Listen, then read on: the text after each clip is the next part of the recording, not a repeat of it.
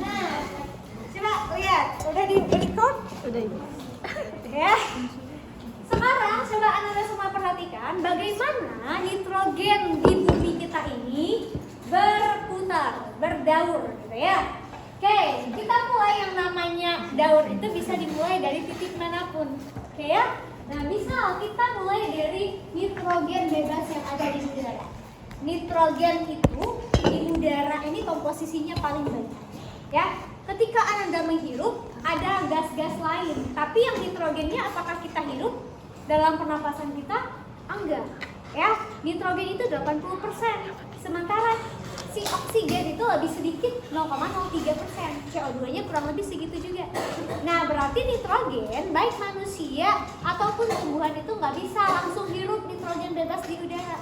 Nah, sementara kita butuh nitrogen di tubuh kita. Buat apa? Pertumbuhan. Protein itu ada kandungan nitrogennya. Nah, bagaimana caranya kita bisa mendapatkan nitrogen? Berarti ada daur, ya. Melalui senyawa apa nanti nitrogen itu masuk ke dalam tubuh kita, gitu ya. Nah, Anda perhatikan, nitrogen bebas di udara itu dalam bentuk N2. Oke? N2 ini yang bisa menangkapnya hanyalah kelompok bakteri. Ya, kelompok bakteri yang biasanya itu paling banyak hidupnya di akar tanam-tanaman. Anda pernah perhatikan akar kacang tanah enggak? Ada bintil-bintil tuh di akarnya. Nah, itu adalah kelompok bakteri yang hidup di akar. Dialah yang bisa memfiksasi. Memfiksasi itu menangkap nitrogen bebas itu, kemudian nanti sama bakteri ini dilanjutkan prosesnya. Nah, bakteri yang ada di akar tumbuhan, bakteri juga yang ada di tanah, dia akan mengubah N2 tadi membentuk senyawa yang lain. Ya, jadi ada reaksi kimia di sini. Membentuk apa? Amonia. NH4, amonia itu NH4. Oke, melalui proses yang namanya amonifikasi, gitu ya, amonifikasi. Kemudian yang melakukan ini, amonia itu nggak bisa juga diserap sama tumbuhan, dimakan langsung sama kita, sehingga ada bakteri lain yang berperan untuk mengubah senyawa amonia NH4 ini menjadi nitrit NO2.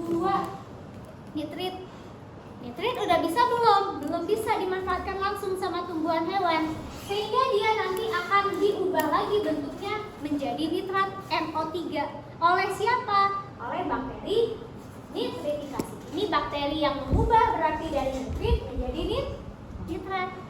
Nah, kalau nitrat gimana? Udah bisa belum dimanfaatkan? Udah bisa dimanfaatkan sama tumbuhan. Diasimilasi itu berarti diserap, dimanfaatkan nitratnya oleh tumbuhan. Jadi tumbuhan itu kalau misalkan dia mendapatkan nitrogen di alam dalam bentuk apa nitrogennya? Dalam bentuk senyawa nitrat, gitu ya, diserap sama tumbuhan. Nah, kita gimana dapatin nitrogen? Berarti si tumbuhan ini mengandung nitrogen dong dia. Ya kan, karena udah dapat nitrat, nah kita makan. Hewan-hewan makan. Sehingga nitrogen itu bisa kita peroleh. Gitu ya. Kemudian ketika tumbuhan hewan itu mati, otomatis nanti di tubuhnya ada kandungan nitrogen ya, melalui proses makan-memakan dilepaskan ke alam. Mati berarti diuraikan oleh siapa? Oleh dekomposer. Dekomposer itu siapa? Jamur, bakteri, kembali lagi ke alam ya. Nah, oleh si dekomposer ini senyawanya nanti akan diubah menjadi amonia. Nah, jadi si dekomposer ini bisa mengubah nitrogen tadi menjadi amonia lagi, gitu ya. Kembali lagi, siklusnya seperti itu. Nah, ini yang pink belum Bu. Oke, kita lihat. Nitrat ini kembali lagi ke udara terbuka bisa. Ya, ada bakteri yang berperan mengubah si nitrat menjadi nitrogen bebas N2. Siapa? Ada bakteri denitrifikasi. D itu kembali lagi nitrogen bebasnya ke udara. Ya. Jadi kalau misalkan nanti ada bakterinya apa, pokoknya ada awalan di depannya itu nitrosomonas, nitrosococcus, nitrobacter. Nah, itu bakteri-bakteri yang berperan dalam daur siklus nitrogen. Kayak gitu. Bisa dipahami? Ya, secara umum bisa ya. Nanti Anda bisa dieksplor lagi, diulang-ulang lagi, dilihat variasi gambarnya lagi. Tapi secara umum kayak gitu. Oke? Jelas? Dan kalian dulu? Enggak ada. Oke, kita lihat berikutnya.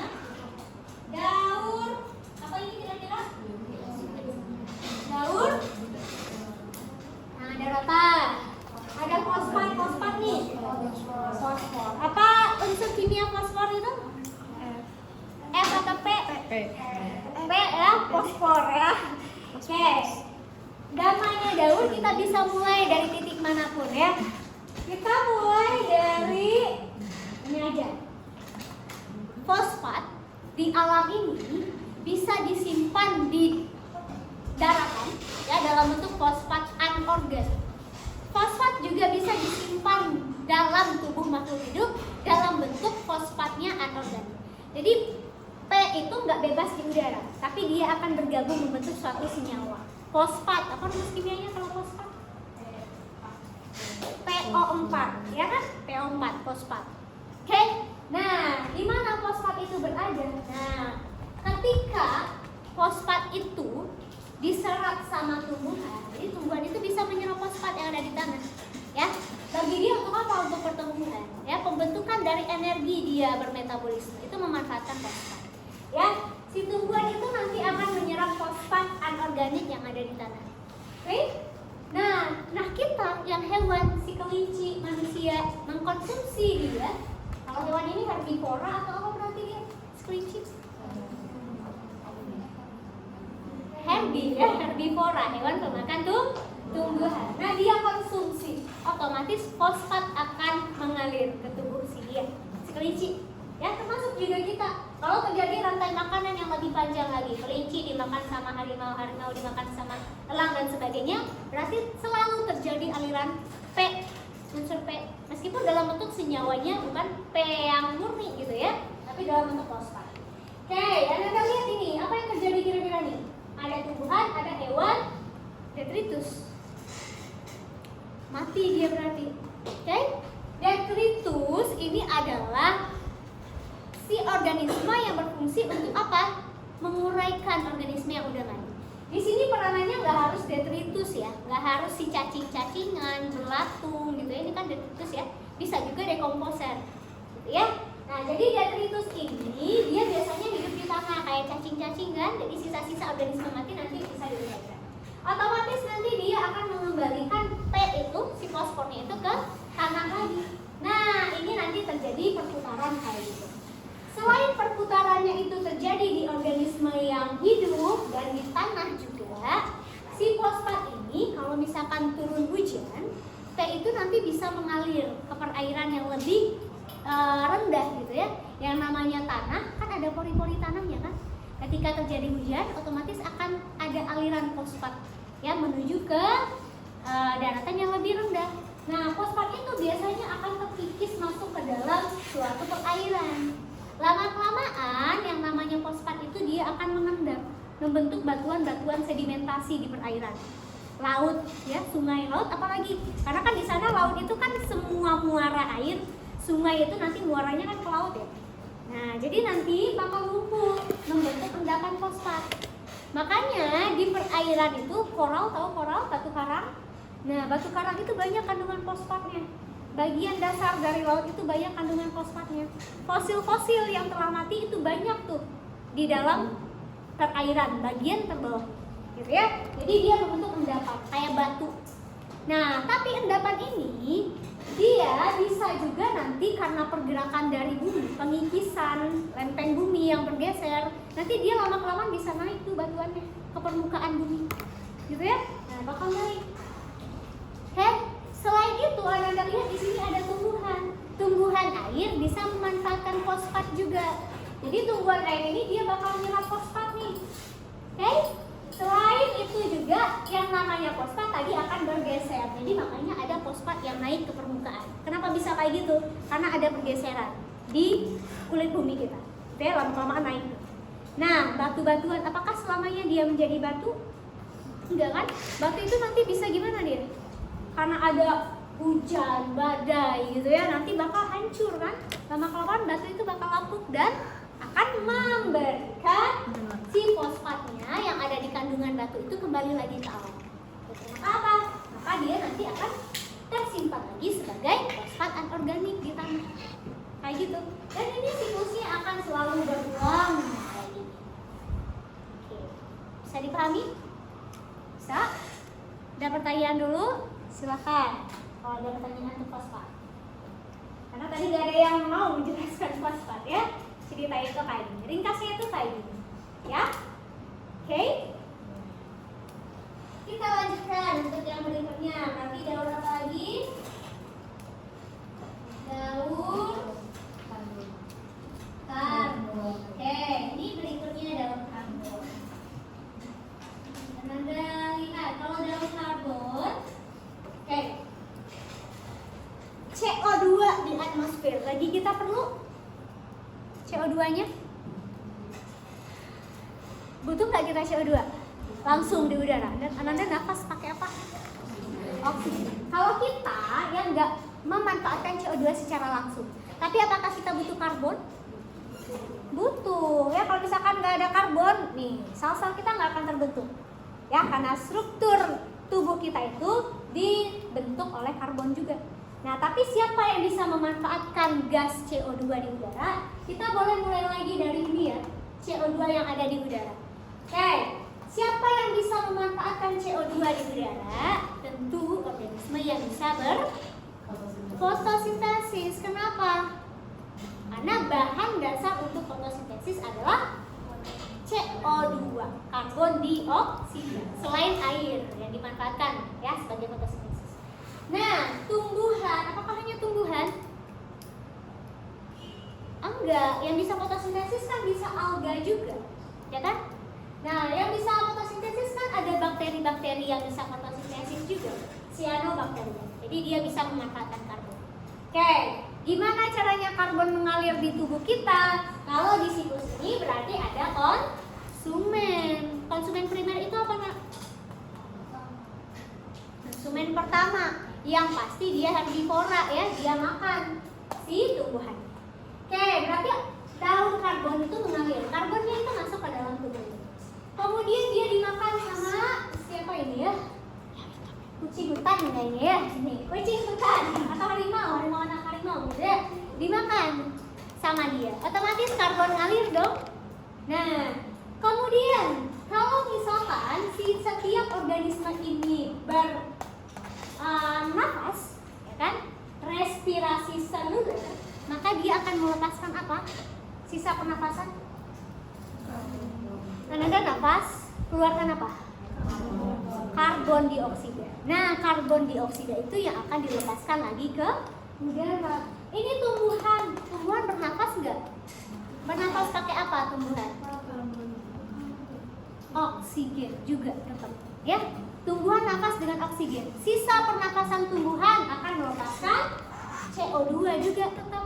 Kembalilah nanti ke udara. Oke, itu sumber karbon. Selain sumber karbon yang dari hasil respirasi, hasil pernapasan organisme, sumber karbon juga tadi dijelaskan ya, dia juga bisa berasal dari pembakaran pabrik-pabrik industri gitu ya, penambangan batu bara fosil yang diambil untuk dijadikan sumber minyak bumi. Nah, itu nanti juga akan melepaskan asap ya kan.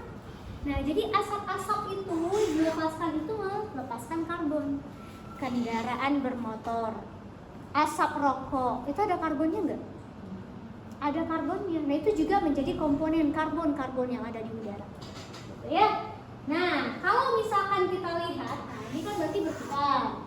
Kalau yang ini arahnya Anda lihat bisa mati juga tetap. Yang namanya organisme nanti akan diuraikan oleh detritus. Oke? Nah, kalau misalkan dia diuraikan, maka akan mengembalikan karbon itu di tanah, di alam. Ya, lama-kelamaan karbon itu akan membentuk batu bara, membentuk fosil. Nah, oleh industri ini dimanfaatkan, gitu ya, maka akan kembali lagi nanti dia akan membentuk asap udara. Ya, ini nanti dimanfaatkan juga nih buat dia sumber karbon sama pabrik-pabrik. Ya, selain juga selama proses dekomposisi penguraian ini, karbon itu akan dilepaskan. Jadi setiap dekomposisi penguraian, karbon itu akan dilepaskan ke udara, ya, oleh bakteri, oleh kelompok jamur. Bisa dipahami ini? Bisa? Oke, bisa ya? Ini yang bukan yang ini. Ya, nanti kita ulang lagi. Oke, berikutnya ada apa lagi, nak? Sulfur. Sulfur, coba lihat. Ya, jelas nggak? Nah,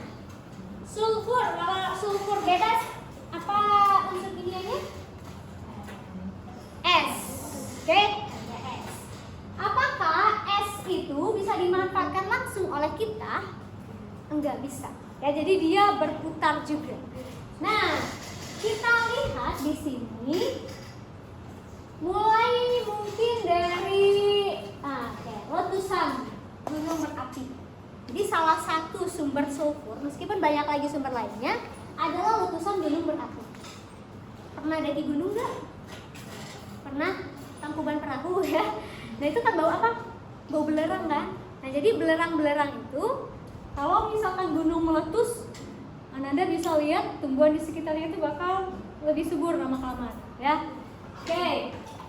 Nah kalau misalkan suatu gunung api meletus, melepaskan belerang ke udara, ini kan gas ya, S2 berarti ya. Nah dia akan bereaksi dengan hujan biasanya. Dia akan bereaksi dengan oksigen yang ada di udara. Oke, membentuk apa? Membentuk senyawa-senyawa yang lebih kompleks. SO2, SO3, asam sulfat dan sebagainya. Gitu ya. Kalau misalkan dia bereaksi dengan air, akan membentuk yang namanya hujan asam. Oke, pernah dengar istilah hujan asam nggak? Memang kadarnya itu akan lebih asam karena ada kandungan H, hidrogen yang banyak. Biasanya hujan asam itu kalau terjadi setelah letusan gunung berapi, besi-besi itu Anda perhatikan akan lebih cepat, mudah korosif, berkarat, gitu ya, karena reaksi kimia tadi.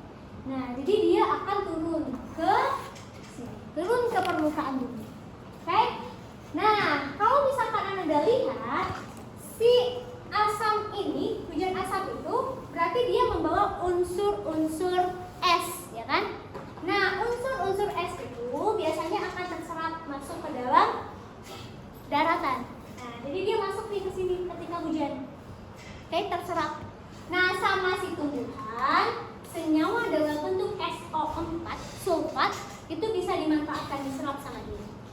Terjadi proses makan-memakan seperti biasa. Nah, dan dia akan mengalir sulfatnya dari organisme satu ke organisme berikutnya. Kalau misalkan mati, berarti akan diuraikan oleh dekomposer melalui proses yang namanya dekomposisi. Dekomposisi itu proses penguraian yang dilakukan oleh dekomposer. Siapa dekomposer? Bakteri, jamur, gitu ya umumnya. Nah, sehingga nanti bisa ada sulfur dong di dalam tubuh kita, ya kan? Ketika dia mati, ketika tumbuhan mati, maka akan kembali ke alam. Oke? Nah, kalau misalkan kita lihat di tanah, ada bakteri-bakteri tanah yang memang dia berperan juga untuk mengubah si SO4 ini nanti melepaskan lagi sulfur ke udara, ke atmosfer. Dengan cara apa? Ada bakteri-bakteri anaerob. Anaerob itu apa? Kalau aerob, oksigen, memanfaatkan oksigen, ya kan? Kalau anaerob, berarti dia nggak memanfaatkan oksigen, kan? Nah, tapi dia memanfaatkan senyawa lain. Contoh, anaerob, si bakteri yang memanfaatkan H2S. Ya, si H2S ini dimanfaatkan, diubah sama dia, lebih sederhana nanti. Ya, nah kalau misalkan kita lihat H2S ini kembali lagi ke si gunung berapi, bisa nggak? Bisa. Yang namanya aliran daur yang ada di tanah. Nah, akan terjadi selalu perpindahan karena pergerakan bumi. Ya, dia akan menjadi salah satu komponen pembentukan dari magma lava. Nanti ketika ada letusan lagi, akan kembali lagi si gas sulfurnya itu ke udara. Nah, selain itu ada gambar ini ya, aktivitas industri. Sulfur tadi yang jatuh ke tanah dalam bentuk SO4 ya, sulfur itu juga bisa nanti mengendap, menjadi sumber bahan bakar kita. Ya, dimanfaatkan oleh siapa? Si sumber bakar fosil sulfur ini oleh industri. Nah, industri ini akan melepaskan di asapnya itu, aktivitas industri juga dilepaskan guys. Sulfur itu dilepaskan juga ke udara. Kayak gitu. Makanya terjadi daur yang kayak gitu. Oke, bisa dipahami? Sulfur bisa? Bisa ya. Untuk yang apa lagi berarti ya? Terakhir air ya. Kebetulan nggak ada nih air di sini ya. Kita lihat tadi yang menjelasin air. Sulfur udah, nitrogen udah, ini udah, fosfat, nitrogen udah. Nah, satu lagi yang udah ada air kita lihat ini.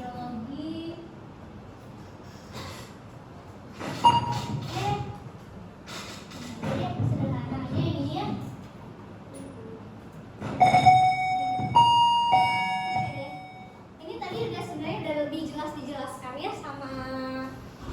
sama Putri. Nah, untuk ini Ibu rasa nanti lebih sederhana bagaimana air itu mengalir gitu ya.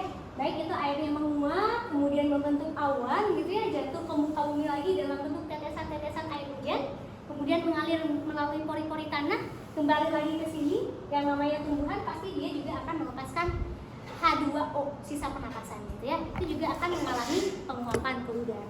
Dan ini lebih sederhana untuk daur air. Gitu ya. Oke, karena waktunya juga sudah habis, Ananda ya, semoga bisa dipahami. Kalau misalkan nanti ada yang kurang paham, nanti bisa di chat aja. Yang minta penjelasan ulang sama Ibu boleh nanti ya, bikin video dan sebagainya nanti Ibu usahakan. Oke? Semoga nanti sukses ujiannya. Kita bertemu lagi kapan-kapan gitu ya. Semoga Anda sehat-sehat juga. Mulai kami berjaya.